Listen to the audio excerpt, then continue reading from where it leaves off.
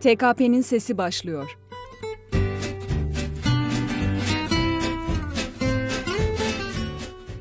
Merhaba, bugün 13 Şubat Perşembe.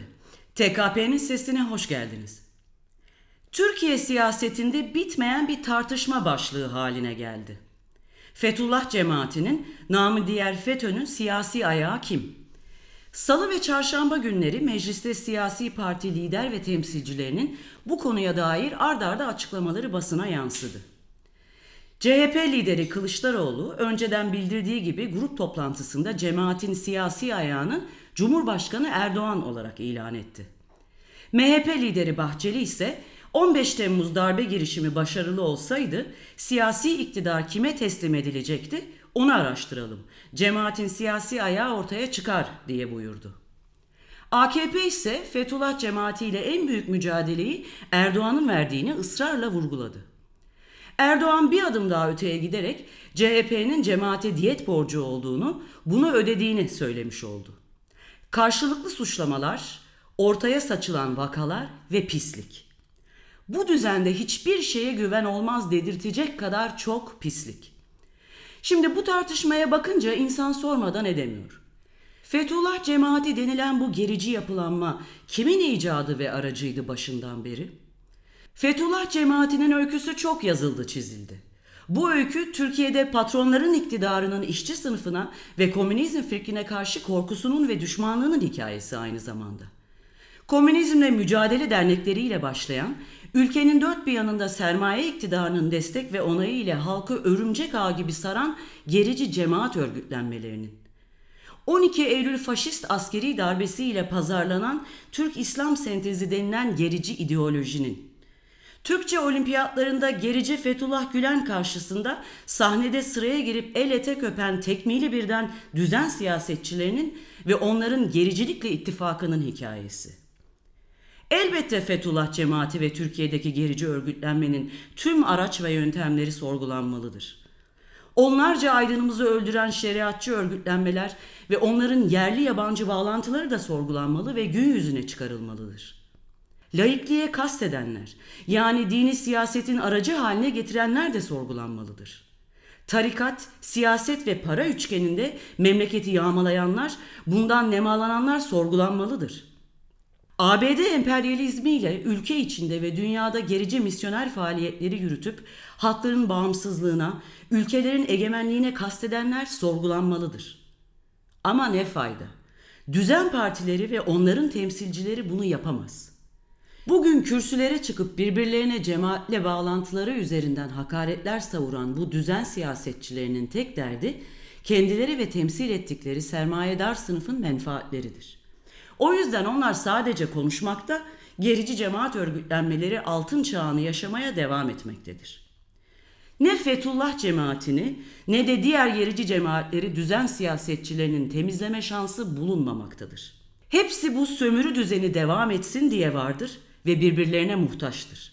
Fethullah cemaatinden, yani gericilikten, işbirlikçilikten ve yağmacılardan hesap sormak için bu düzen değişmelidir. Dinin ve paranın halkın kaderini belirlemesine ve siyasette söz sahibi olmasına son verilmelidir. Bunu başaracak yegane güç, aydınlık bir Türkiye'ye inanan emekçi halkın örgütlü gücü olacaktır.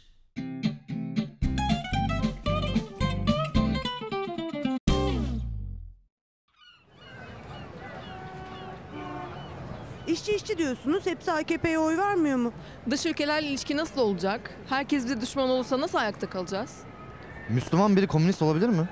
Bu halk cahil. Yarın önüne çıkanın peşine yine takılır gider. Emeğinize yazık değil mi? Hiç mi iyi bir şey olmuyor? Her şeyi eleştiriyorsunuz. Biraz nefes almak hepimize iyi gelmez mi? Bu sistemin içinde çalışıp bu sistemi nasıl değiştireceksiniz? Sorularınızı bekliyoruz. Türkiye Komünist Partisi'ne iletişim@tkp.org.tr adresinden sorularınızı iletebilirsiniz.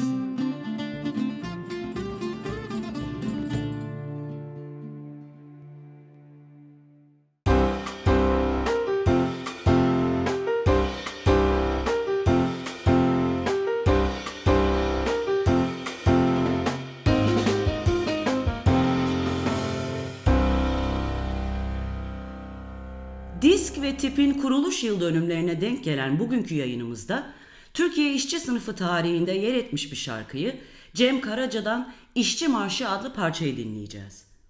Sözleri Can Yücel'in aynı adlı şiirine ait olan ve pek çok farklı versiyonu bulunan parça 1977 yılında Cem Karaca ve Dervişan grubunun birlikte çıkardığı Yoksulluk Kader Olamaz adlı albümde yer almıştı. Şimdi bu marşı Cem Karaca ve Dervişan yorumuyla dinliyoruz.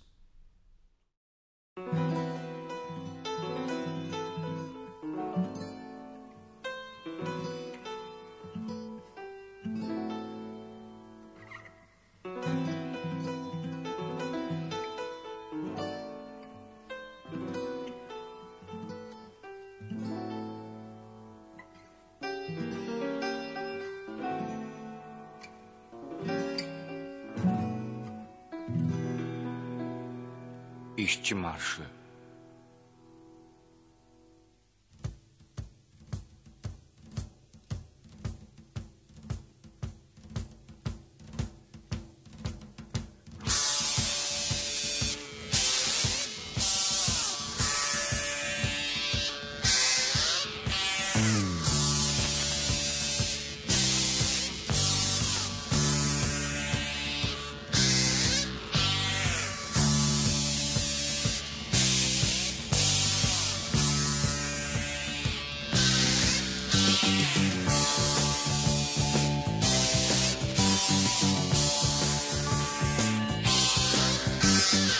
Hava döndü işçiden esiyor yel.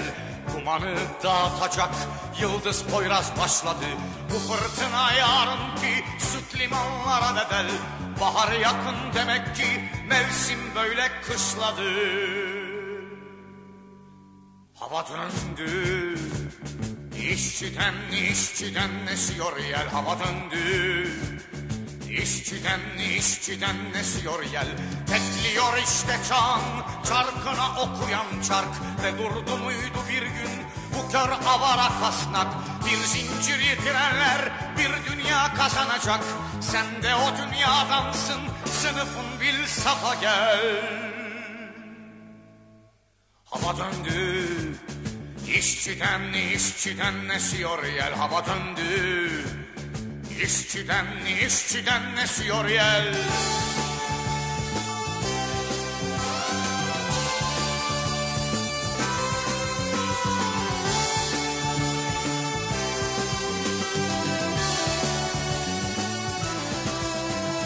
Köylükler uykusunda dönüyor sola. Güne bakıyor bebek büyüyen yumruğuyla. Başaklar göverdi bak, bas koydular bu yola. Şaltere uzanıyor Tanrı'ya açılmış el. Hava döndü işçiden esiyor yel. Hava döndü işçiden esiyor yel. Senlik benlik bitip de kuruldu muydu bizlik? Asgari ücret değil hür ve güllük güneşlik. Bir Türkiye olacak aldığın son gündelik. Halk kalacak geride gidince bu zalim sel. Hava döndü işçiden esiyor yel. Hava döndü işçiden esiyor yel.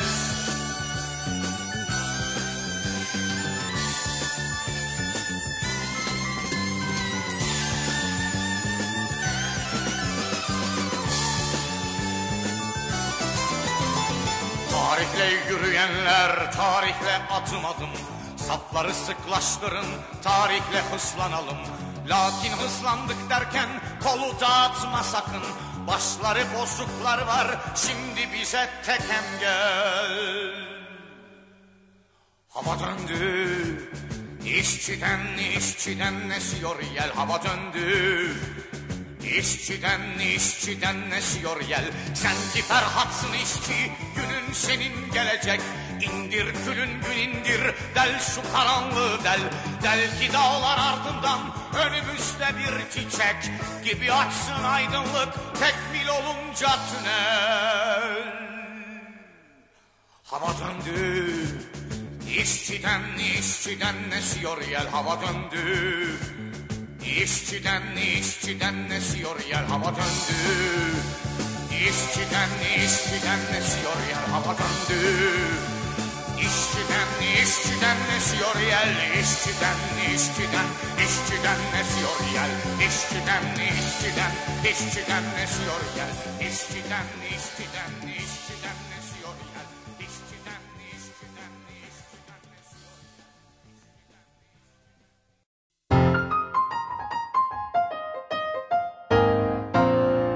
TKP'den haberler.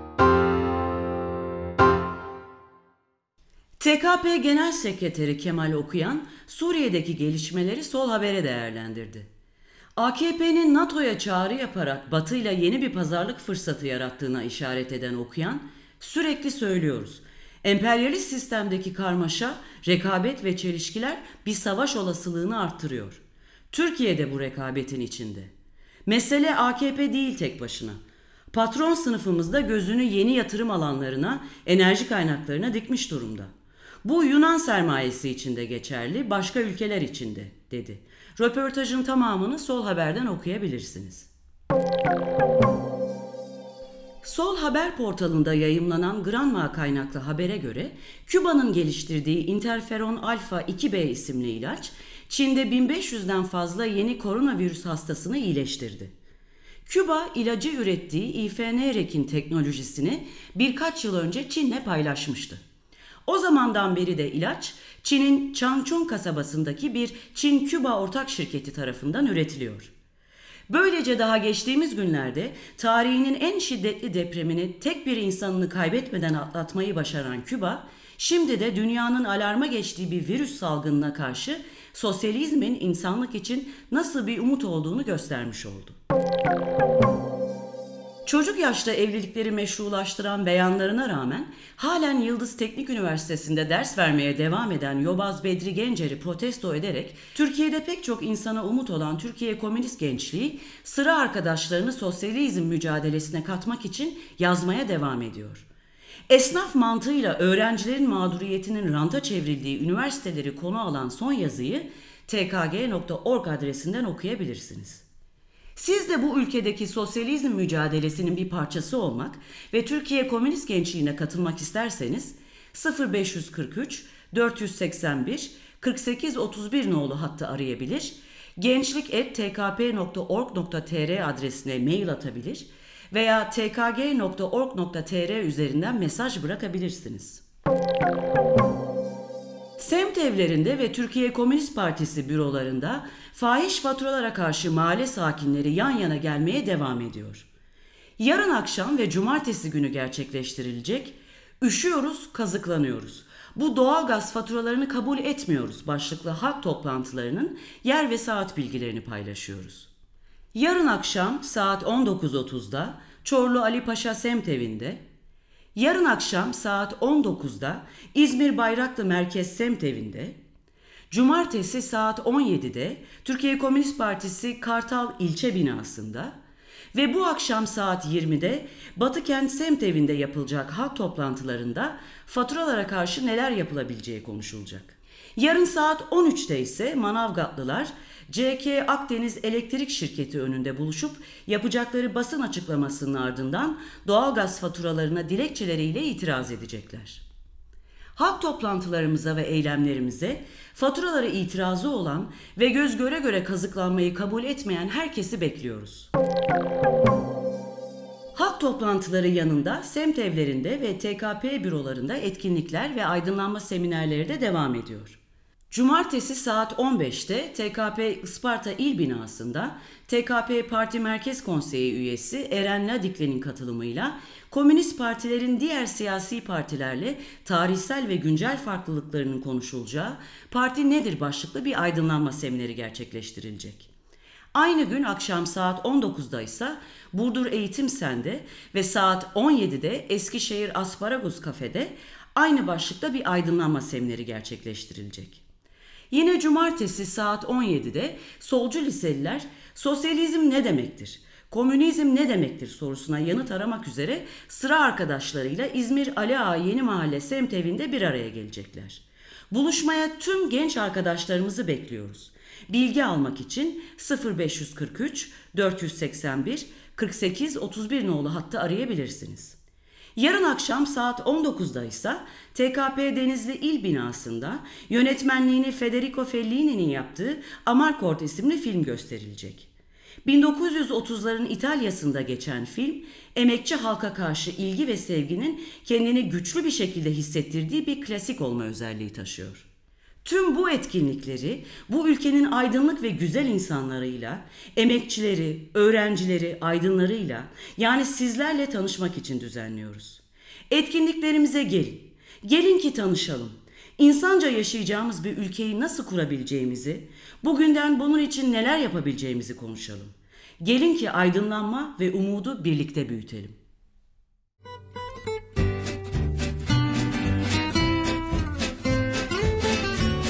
Bugünkü yayınımız sona eriyor. TKP'nin sesine kulak vermeye devam edin.